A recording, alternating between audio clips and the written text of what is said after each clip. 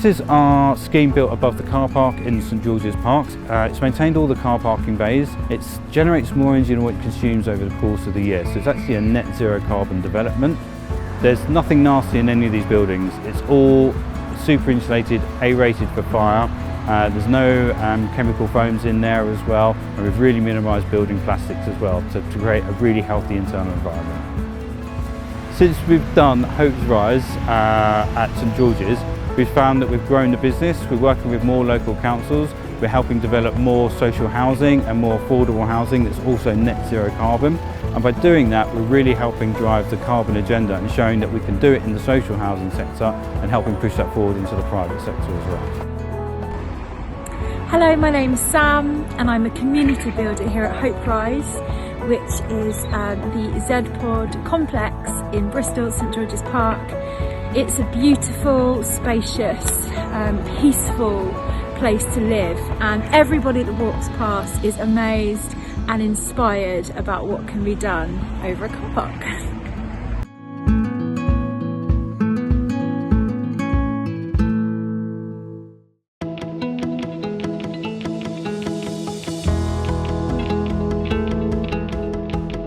What we've done, we've developed a zero carbon housing model that creates more energy than what it consumes over the course of the year. By using the dry building system, it enables us to do around about 90 to 95% of the work in the factory. Then we bring the units complete to site. When they arrive, the crane put the base units in place and then put the top units on top of those. Once they were all in place, it was done by the Sunday the next day. That way everything could move to internal finishing and making sure that the internal design standards were up to standard. So we've exceeded all the nationally described space standards to make sure that they have a high quality living space inside. And we make sure that we have a high quality internal environment by having a breathable wall system using intelligent building membranes. So not only are they low carbon, low energy, they also offer a very healthy and promote a healthy lifestyle inside.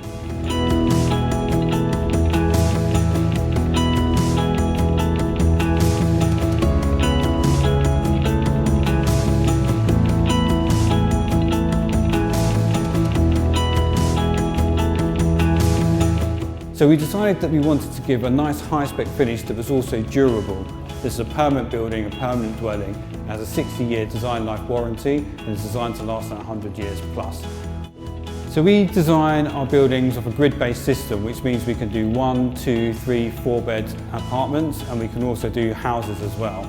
So we cater for the entire market, both on public sector estates and also on privately owned land and also council-owned land. So by being quick to build, we believe that modular building is the future and the way forward to help address the 300,000 homes that we need to meet the current shortfall in housing demand.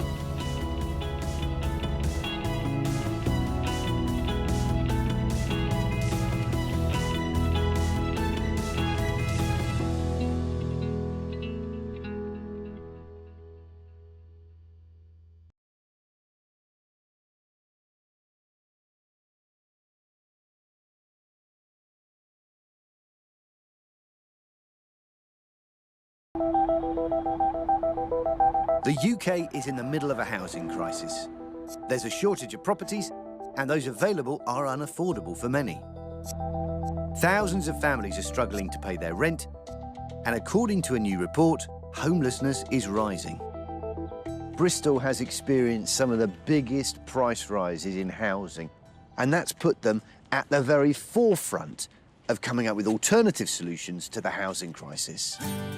Hope Rise is a pilot modular housing scheme for young adults at risk of homelessness.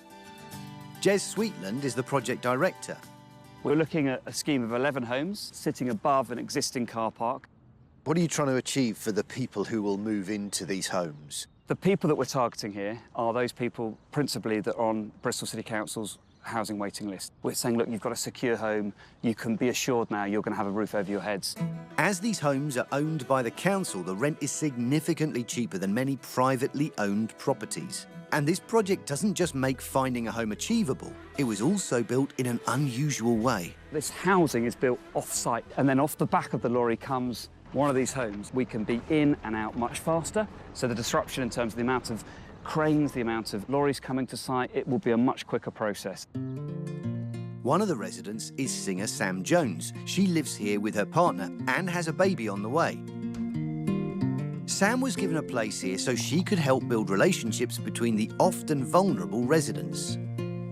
We had to qualify for social housing to be invited into the project, but in reality we would have absolutely never have got social housing unless we were volunteering our time to encourage a sense of belonging and community. Who qualifies to live in a building like this? People that have faced housing crisis in some way, whether that's having been in care, their home situation's not being suitable, or they've sought asylum. Each property is powered by renewable energy, keeping bills down. And unlike traditional rented accommodation, tenants here choose when they want to move on. There's lots of people that feel completely beholden to the kind of whims of their landlord. And I think being able to choose when you leave and to know that the rent won't just be hiked up, there's a level of stability in that, and it's totally home. The success of this scheme has inspired similar projects across the UK. At any one time last year, Newport in Gwent had up to 400 people living in temporary accommodation. But a new project has been built, not dissimilar to Hope Rise, which is here to help. The Hill Street project is also built on the site of an old car park. It's home to 12 residents living in more affordable, energy-efficient properties. Sam Lewis was living in temporary accommodation for 6 months before moving in.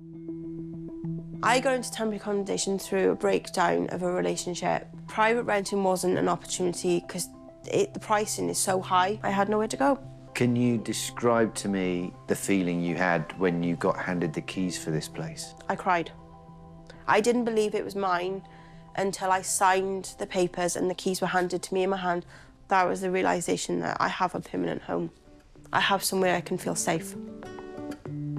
The crisis isn't going away anytime soon. But maybe homes don't have to look the way that we're used to them looking. They can be these modular homes providing safe, warm, economical spaces for people to live in.